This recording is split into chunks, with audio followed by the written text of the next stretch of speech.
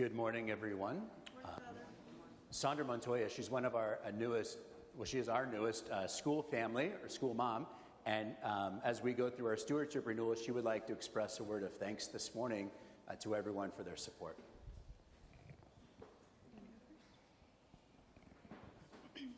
Good morning. My name is Sandra Montoya. My daughter Genevieve has been coming to St. Anne Catholic School just since the middle of September.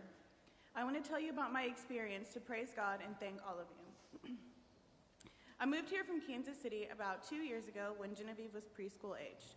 I attended Catholic schools as a child, but until recently I wasn't well connected with the church. When we moved here, I didn't hear much about the Catholic school programs and didn't know much about the Catholic schools here in Wichita. As a single mother, I didn't even entertain the Catholic school idea because where I come from, they are super expensive. In Kansas City, tuition normally is about $8,000 a year, and I knew I could not afford that. Then earlier this fall, there was a shooting outside of Cessna Elementary School where my daughter attended.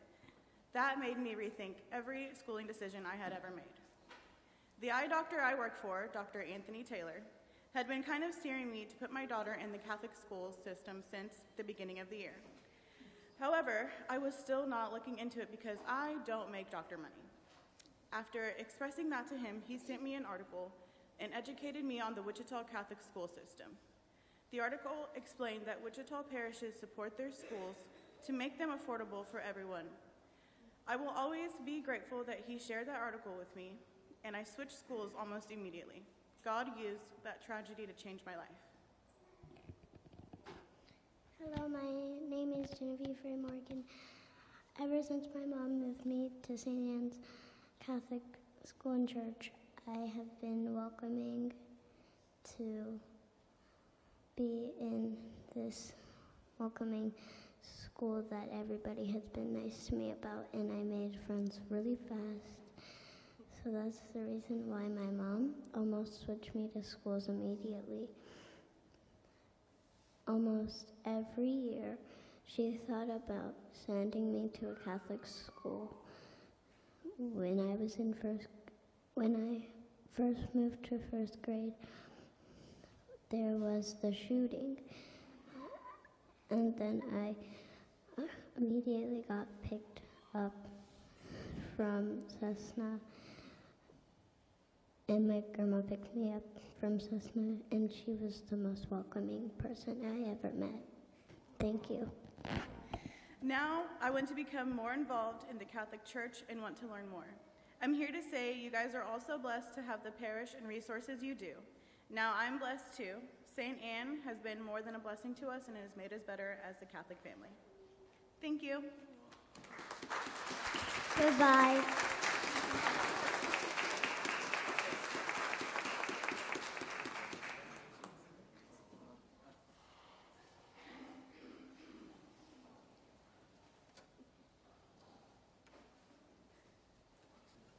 Good morning, everyone. Repeat after me. Money. That's it. I just want you to know that it's not a bad word. As we go through our stewardship renewal, I want to invite people today to be making pledges, financial pledges for the new year. But this homily, while I'm going to talk a little bit about money, that's not really what it's about. It's really about having a heart like God. And to be clear, it's not really for me either. As a priest, I'm not paid on commission. Right? If your gifts increase, my salary stays the same. If your gifts decrease, my salary stays the same. In fact, then we would lay off Father Ty, and I would get the house to myself. Anyway, but I want to talk about how our giving helps us to have a heart like the heart of God. And to look at what the heart of God is like, I want to focus on 3 stories, 2 of which were in the scripture readings today for Mass, and one which is depicted in the image that's on the screen. Our stewardship theme for this year, Go and Do Likewise, is taken from the story, the parable of the Good Samaritan. I presume most of you know the story well. Jesus gives the parable of a man who's on the road and is taken in by robbers, and he's left beaten almost dead, and others walk past, but then a Samaritan stops. And as Jesus tells the story, he says that Samaritan was moved with compassion. Right? He experiences compassion for the man who is left there on the roadside.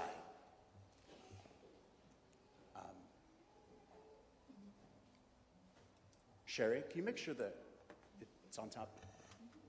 Thanks.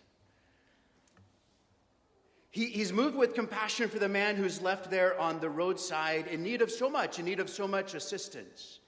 And that's the first characteristic rather of the heart of God, is that his heart is compassionate. He has compassion for us.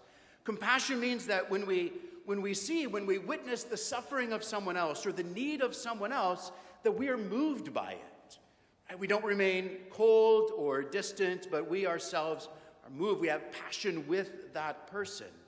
That's the way the Lord is. And his compassion moves him to great generosity. We think of God, before he even created the world, as he was just looking ahead to us, he already recognized our needs.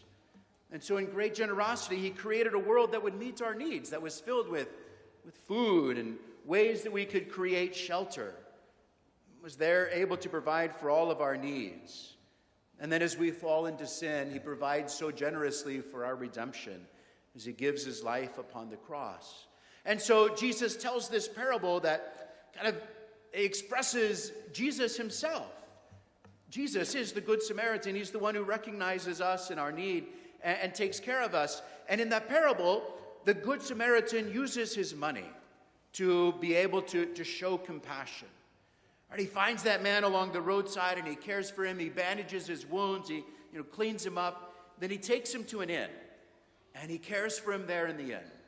And then as he's leaving, it says the next day he took out 2 silver coins and gave them to the innkeeper. Take care of him. If you spend more than what I give you, I shall repay you on my way back.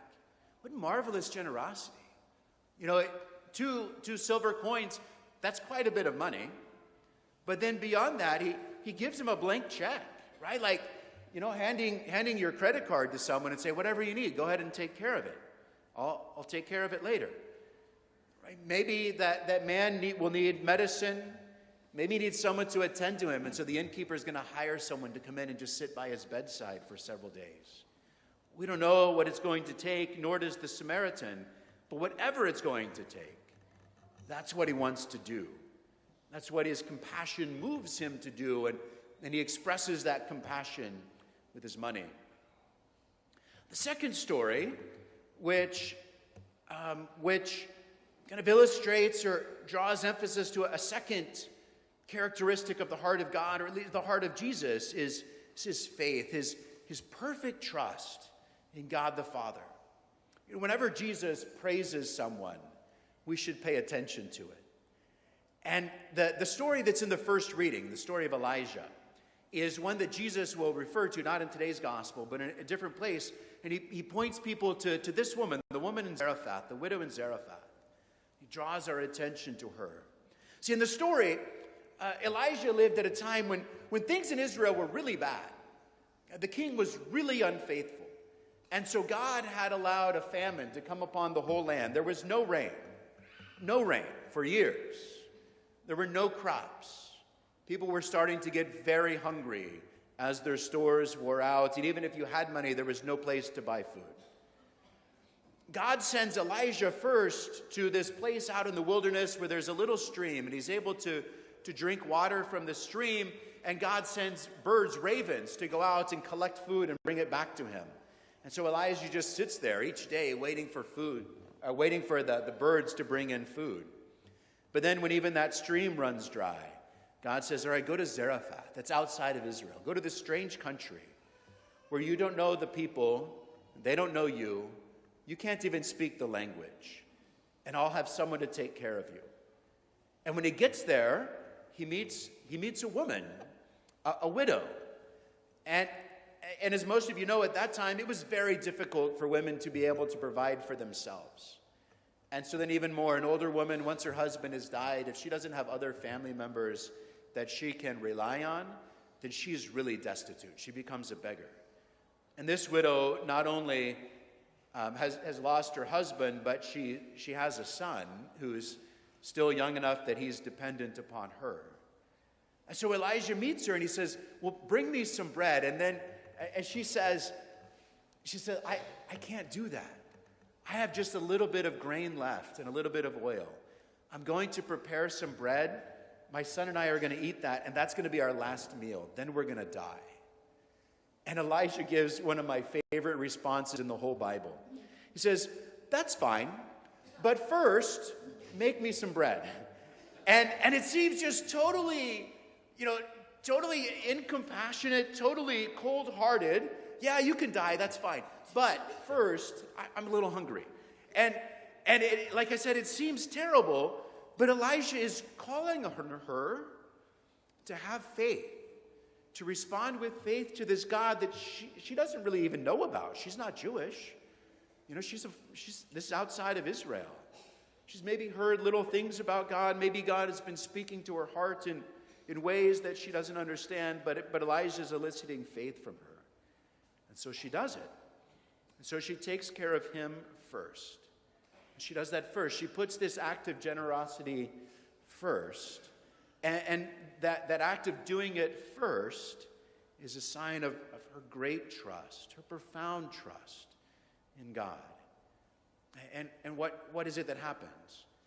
When we forget about ourselves, and compassion moves us to do that. We forget about ourselves and we think first about this other person. She was looking at her needs, but here's this man who's hungrier than she is. She has a home to go into. He doesn't. She recognizes his needs. She forgets about her own. She trusts in God. And that's when God works miracles. And so that's what happens. And she makes a loaf of bread for Elijah. She gives him food. And then for a full year, as the famine continues, God just continues multiplying grain in her jar, or the flour in her jar, and the oil in her jar. So she never runs out. She doesn't become rich. She doesn't become famous or powerful. We never even learn her name. But she's always taken care of. Right? The Lord makes sure that she is taken care of because of her faith. Right? God's heart, or the heart of Jesus, is one that is compassionate, that trusts in the providence of God. And thirdly, in the gospel today, Jesus draws our attention to another widow, to someone else that he very clearly praises. And again, we want to pay attention to those people. In the story of the Good Samaritan was willing to spend whatever he needed to, but he didn't really need to. We never find out how much he ends up spending when he goes back. Jesus just cuts off the story. Just kind of leaves it open-ended, kind of pointing to himself and his willingness to do everything for us, which can't really be encapsulated in that parable. But here's a widow who comes, and Jesus is sitting there in the temple and watching people make their offerings, and some people who are rich, like the Good Samaritan, who clearly had means that he was able to do what he did in the story. But while others with great means make big offerings, she comes in and places just 2 small coins into the temple offering. And Jesus praises her. He says, this poor widow put in more than all the other contributors to the treasury. Why? Not because it was more money, but because it was made with greater sacrifice. They gave from their surplus, but she gave when it hurt. She gave her last. She gave all that she had. Jesus measures generosity not so much in what we do, but in what we have left. What we have left when we're done giving. Jesus gives us the greatest example, and he recognizes that this woman is pointing towards him, her life. Her example, though she perhaps doesn't know it, surely she doesn't know it, but her simple act of placing her money in the treasury is a participation in the crucifixion of Jesus, in the passion, the death, and the resurrection of Jesus. She is foreshadowing what he will do as he gives his whole life for us. That compassion, that faithful trust, The generosity that is the heart of Jesus is what he wants for us. And the truth is that our giving, more than providing for the needs or paying the bills, forms our own hearts. And I experienced this a lot myself. When I was first ordained, or prior to being ordained, I didn't have a job. I was in school. But when I first got ordained, I started tithing. As many people, when they first get a job, start tithing. It's the easiest time to do that. Young people remember that. It's the easiest time to start doing it. And so, I went from having zero income to, I think at that time, priests were paid like $22,000 a year, I think. And so, my income went from zero to $22,000, but then tithing 10%, so about $20,000. Like I went from zero to $20,000. That's easy to do, right? It's not a sacrifice to have your salary, your income go up by $20,000.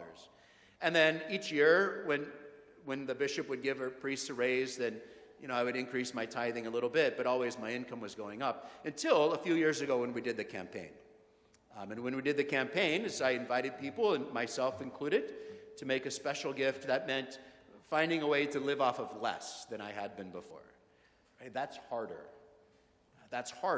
But thinking about those that we were going to serve with those projects in the campaign inspired me to be more compassionate. That generosity, that sacrificial generosity, invited me to trust and to be able to have a heart that is more like Jesus. That's what I want for everyone. And especially if you're at a place like the woman in the gospel or the widow in Zarephath, where it's hard, where your means are already really stretched. Don't waste that opportunity. Be like the woman in the gospel that Jesus will praise today, and in particular on the day of judgment. The Good Samaritan takes the robber's victim to the inn, and there he cares for him. That inn is a symbol for the church. Right? It represents the church. Isn't that what Jesus does? He finds people who are in need, and he brings them here to us to care for them. We heard about Sandra and Genevieve before Mass. The Lord brought them here to care for them. How many of us have been in that position or in a similar one? We've had our sins forgiven in the sacrament of reconciliation. We've found friends or community, acceptance. We've learned how to pray and allowed God to sanctify our lives. We've grown in virtue. We've received guidance at difficult times. We've been challenged when we were wrong. We've had lives rebuilt, or perhaps we're in the process of that right now. We've been nourished over and over and over again by the Eucharist and by the other sacraments. Jesus has brought us here. And then he tells us to go and to do likewise. To go and to do likewise. With your generosity, in this coming year, talked about a little bit when I gave the finance report last weekend, but with your generosity, I want to just continue doing the things that we've done, caring for families like Sandra and Genevieve, to continue being able to provide the sacraments and to evangelize and to offer retreats and classes and all of those and things for those who come to us, but also as we grow, the Lord has kind of enlightened me to recognize that we need to do more for our youngest, for the youngest among us. If we come to know God, and we're really first taught about God when we're, say, 7 years old, as most children are, as they prepare for First Holy Communion. At that time in life, our psyches, our minds are trying to figure out what's right and what's wrong, what's fair and what's unfair. That's why when children of that age get upset, their normal response is, that's not fair, right? Because that's what we're really preoccupied with at that time in our life. And trying to learn, and that's one of the reasons why we prepare children for First Confession at that time, because they're first able to understand what's right and what's wrong.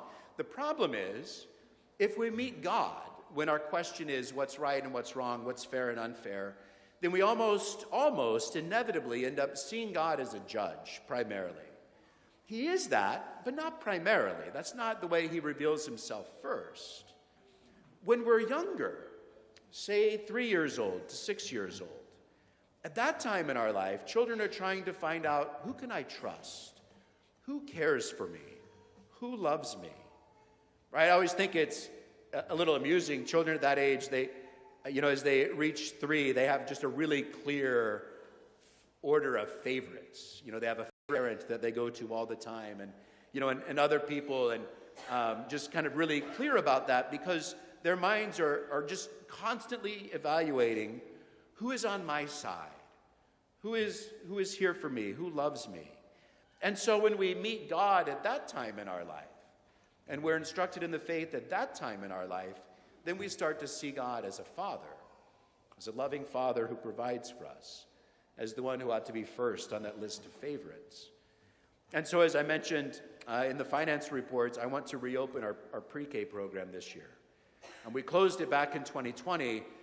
With the pandemic going on, there weren't any parents who wanted to put their children in pre-K, or who were willing to with all of the uncertainty.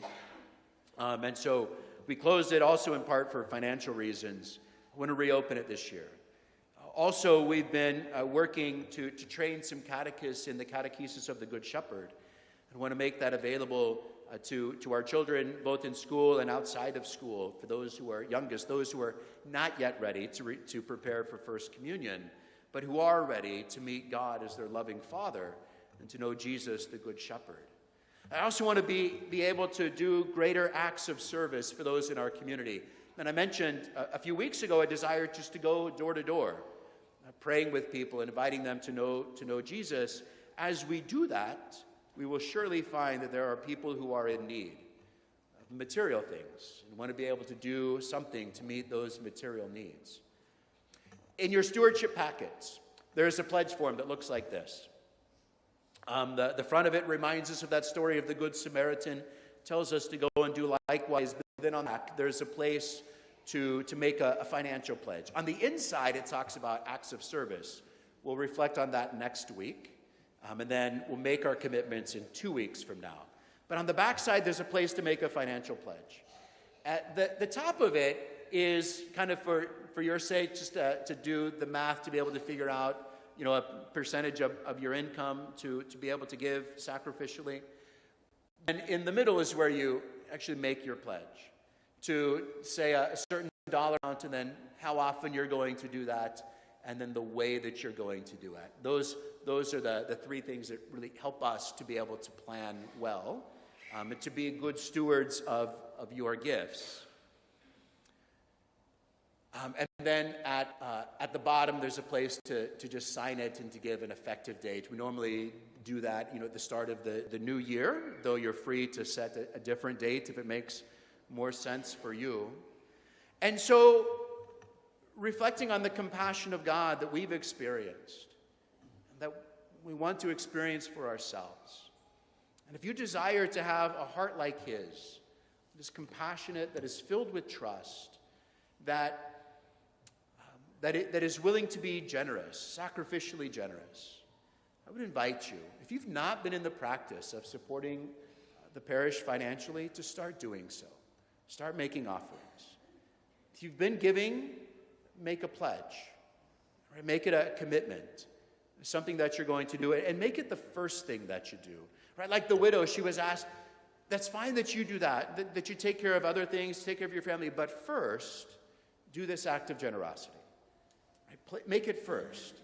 Invite the Lord. That's when we express and grow the most in that trust in God, in that faith in God. And that's when we experience Him working miracles. And then finally, be generous. Think of what, and I don't know what the number is, but think of what is reasonable for you and for your family.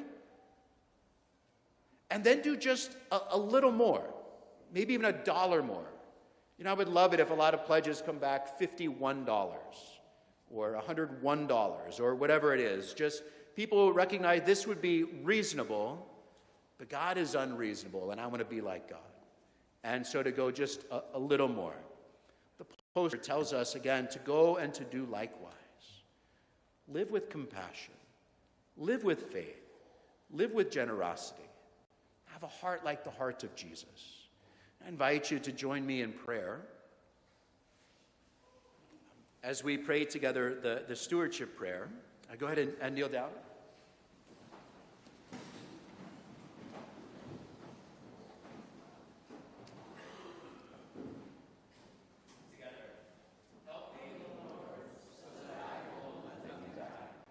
That no sacrifice would be too great, too costly, or too unfitting. Lord, help me to grow as your disciple. Teach me how to live, how to serve, how to love you and my neighbor with all my heart. Holy Spirit, help me to love like Jesus. Help me to recognize and receive my neighbors and respond just like the Good Samaritan did, and to always go and do likewise. Amen. Please stand.